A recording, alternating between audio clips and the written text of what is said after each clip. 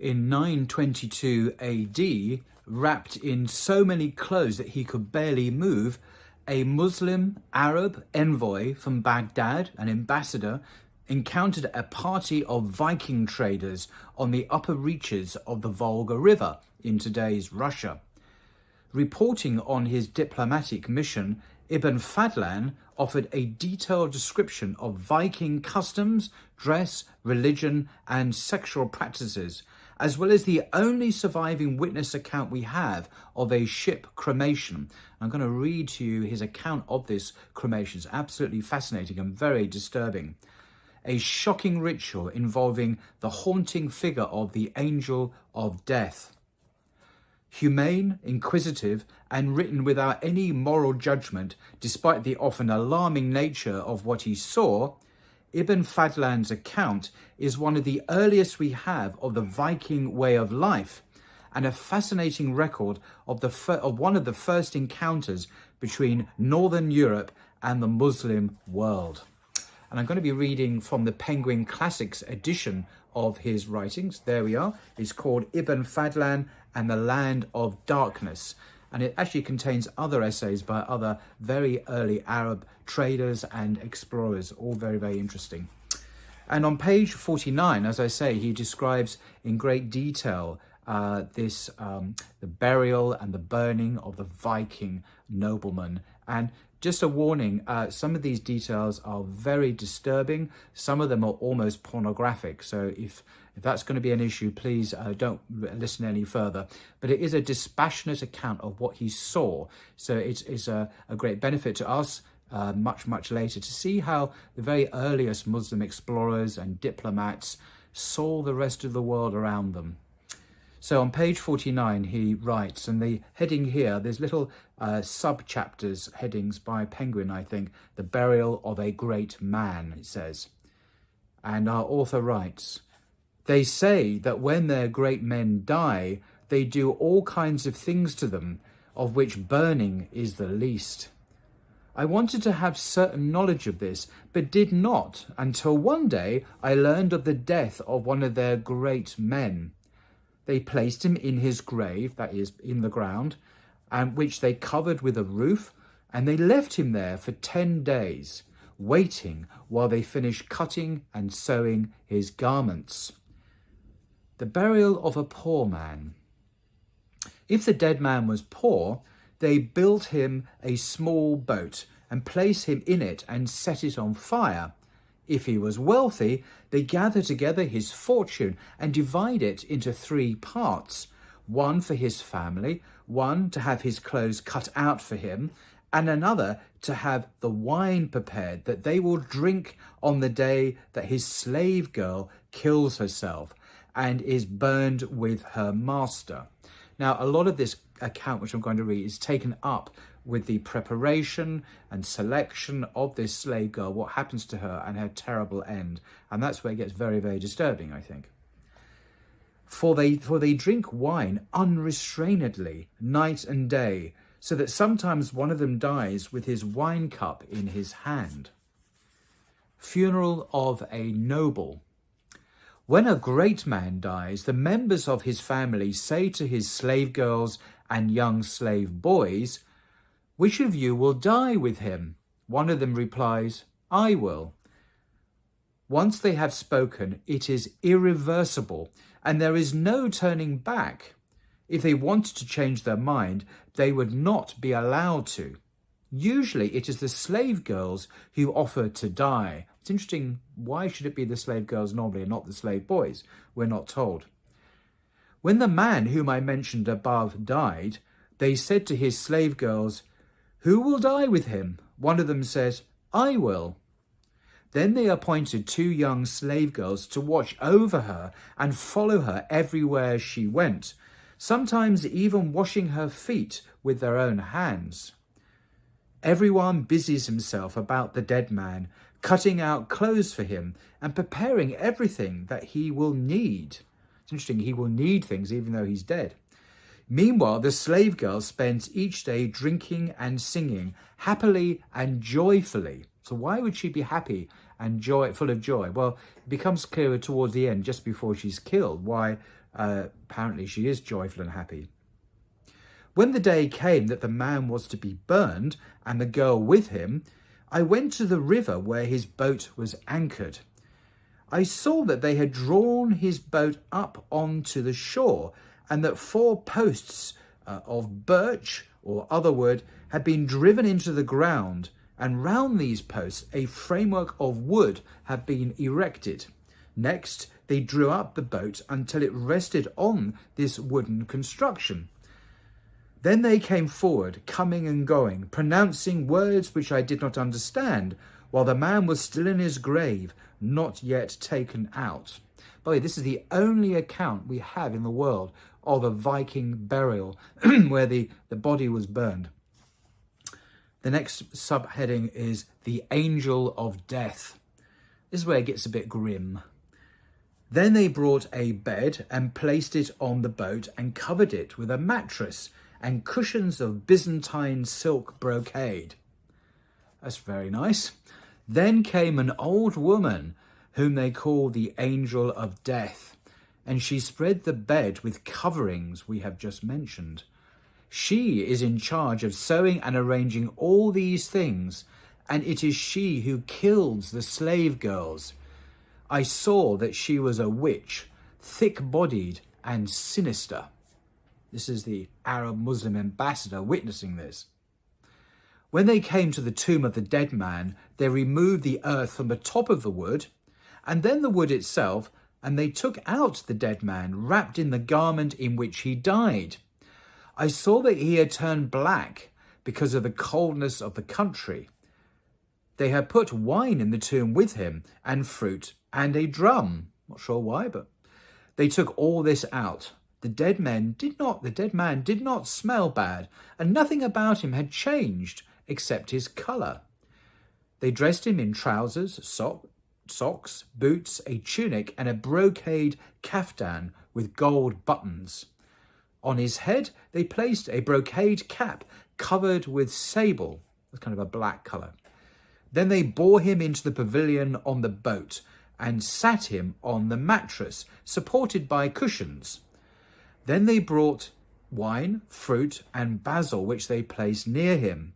Next they carried him bread, meat, onions, which they laid before him. I'm quite sure why, but that's what they did. The next section is entitled Sacrificial Animals. After that, they brought in a dog, which they cut in two and threw into the boat. Then they placed his weapons beside him. Next, they took 2 horses and made them run until they were in lather. In other words, they were foaming at the mouth from exhaustion, before hacking them to pieces with swords and throwing their flesh onto the boat.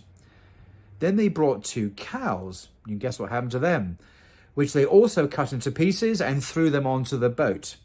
Finally, they brought a cock and a hen, killed them, and threw them onto the boat as well.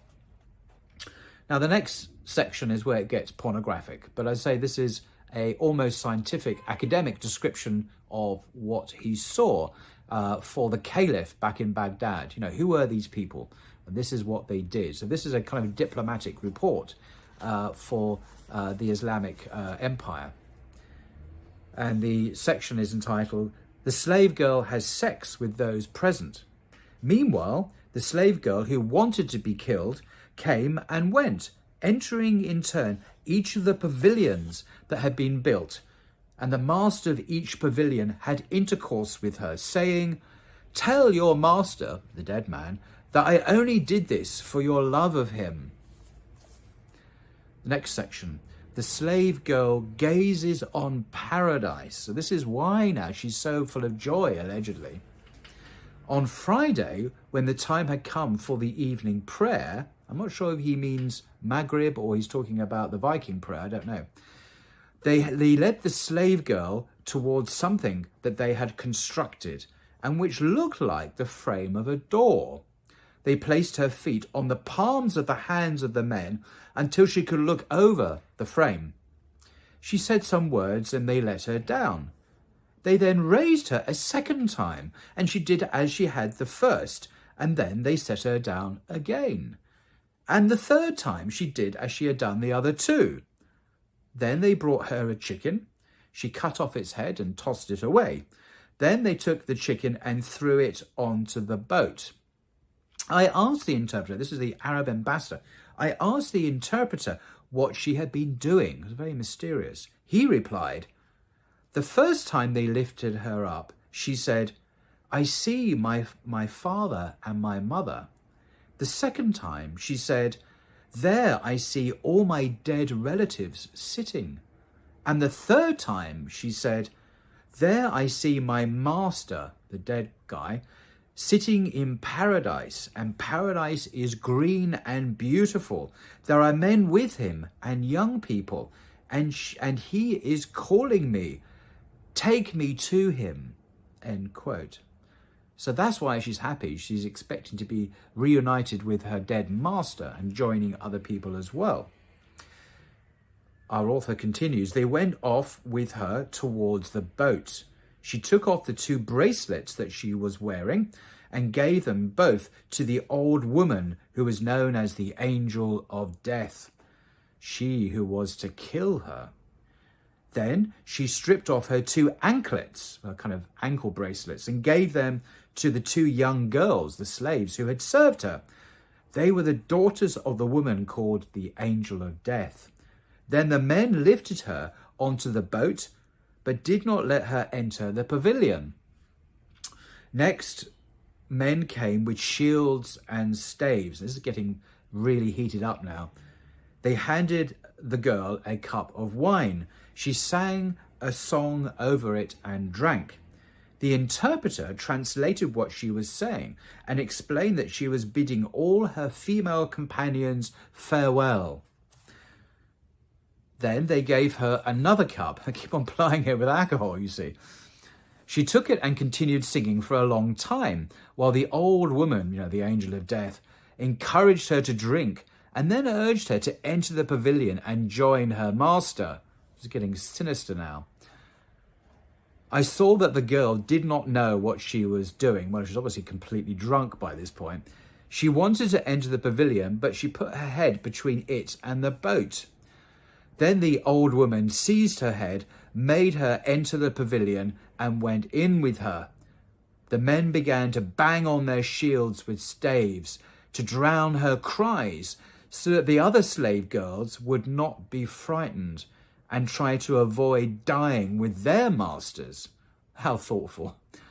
Next, 6 men entered the pavilion and lay with the girl, one after another, after which they laid her beside her master. So in other words, they had intercourse with her.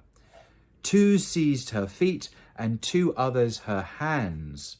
The old woman called the Angel of Death came and put a cord round her neck in such a way that the 2 ends went in opposite directions. She gave the ends to 2 of the men so that they could pull on them. Then she herself approached the girl, holding in her hand a dagger with a broad blade, and plunged it again and again between the girl's ribs, while the 2 men strangled her with the cord until she was dead. And then the next section is entitled The Burning of the Boat. This is the famous burning of the Viking boat with the deceased and a slave and the horses and the cows and everything else all on board. Next, the closest male relative of the dead man came forward and took a piece of wood which he lit at a fire. He then walked backwards towards the boat, his face turned towards the people who were there, one hand holding the piece of flaming wood, the other covering his anus, for he was naked. Very odd point there. Thus he set fire to the wood that had been set already under the boat, after they had placed the slave girl beside her master. Then the people came with wood and logs to burn, each holding a piece of a wood alight at one end, which they threw on the wood. The fire enveloped the wood, then the boat, then the tent, then the man, the girl, and all that there was on the boat. A violent and frightening wind began to blow. The flames grew in strength, and the heat of the fire intensified. Now, this is the last section, which I think is particularly interesting. It's entitled, Why the Rus Burn the Dead. Rus is, in other words, the Russians, the Russian Vikings. Why do they burn the dead? One of the Rus was standing beside me, and I heard him speak to my interpreter. I asked the latter what he had said. He replied, "You Arabs are fools." "Why is that?" I asked him. He said, "Because you put the men you love most and the most noble among you into the earth, and the earth and the worms and the insects eat them. But we burn them in the fire in an instant, so that at once and without delay they enter paradise." Then he began to laugh in a very excessive way. I asked him why he was laughing, and he said, "His Lord, for love of him, has sent a wind that will bear him hence within the hour." And indeed, not an hour had passed before the ship, wood, girl, and master were no more than ashes and dust. So there we are. That's the end of the quote. And he goes on to talk about the grave mound that was then made and so on. So it's a fascinating account. But what I like at the end there is the cultural differences between the Vikings and the Muslims. The Muslims, of course, bury their dead like the Jews and the Christians do as a mark of respect. But from the Viking point of view, this is barbaric. You know, you're allowing your loved ones, your nobles, to be eaten by insects and worms, you see. The Vikings, they burn them. But I'm not terribly convinced, because this burning goes along with human sacrifice, the wanton destruction of animals, cows, horses, dogs, and so on, the killing of a slave girl. You know, it's clearly, from a Muslim point of view and a Christian point of view, completely unacceptable. So absolutely fascinating. That's the only account we have, first-person account of someone who was there, who witnessed this ritual, this burial, this sacrifice, the whole thing. And so there we are. Just thought I'd share that with you. This is the book, as I say, well worth reading if you haven't read it before. Till next time.